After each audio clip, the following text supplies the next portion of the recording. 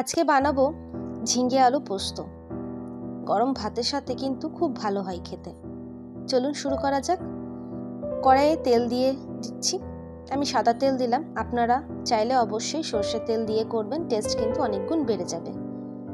দিয়ে দিলাম গোটা জিরে ফোড়ন আর শুকনো লঙ্কা ফোড়ন।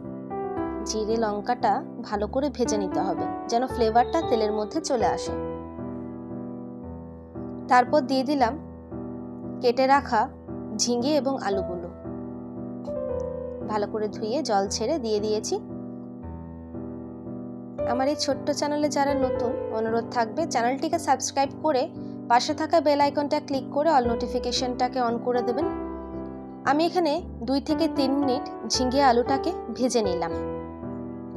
এরপর দিয়ে দিচ্ছি স্বাদ মতো নুন। কোনো রকম এক্সট্রা জল কিন্তু ব্যবহার করার প্রয়োজন নেই। নুনটা দিয়ে একটু নেড়ে চেড়ে নিলে অনেকটা জল কিন্তু বেরিয়ে আসবে। তারপর মিডিয়াম ফ্লেমে ঢাকা দিয়ে রাখুন, তাতেই কিন্তু সিদ্ধ হয়ে যাবে। মাঝখানে আমি একবার ঢাকাটা খুলে দেখাচ্ছি, দেখুন অনেকটা কিন্তু এখনো জল আছে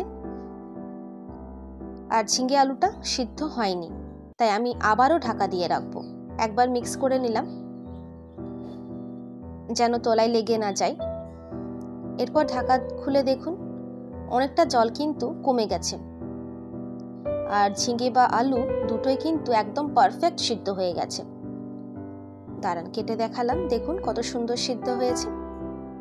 এরপর দিয়ে দেবো পোস্ত কাঁচা লঙ্কা বাটা।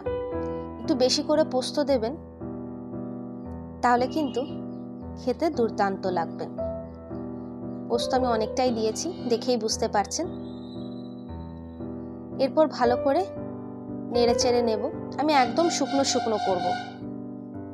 আপনারা চাইলে একটু জল জল রাখতেই পারেন, তবে আমি যেহেতু একদম শুকনো করব তাই আমি একটু জাল দেব পোস্তটা দেওয়ার পর। আর মিক্সির বোলটাকেও ধুয়ে খানিকটা জল দিয়ে দিলাম। এরপর 2 থেকে 3 মিনিট নেড়ে চেড়ে নিয়ে জাল দেব। চাইলে কিছু চেরানো কাঁচা লঙ্কাও অ্যাড করে দিতে পারেন যদি পোস্তর কাঁচা লঙ্কা খেতে পছন্দ করে থাকেন তাহলে। এরপর জাল দিয়ে জলটাকে শুকিয়ে নেব। যদি 3 থেকে 4 ঘন্টা পর খান তাহলে কিন্তু এই পর্যায়ে নামিয়ে নেবেন। যেটুকু জল আছে আলুটা শুষে নেবে। তারপর আর কি, গরম গরম পরিবেশন করুন গরম গরম ভাতের সাথে।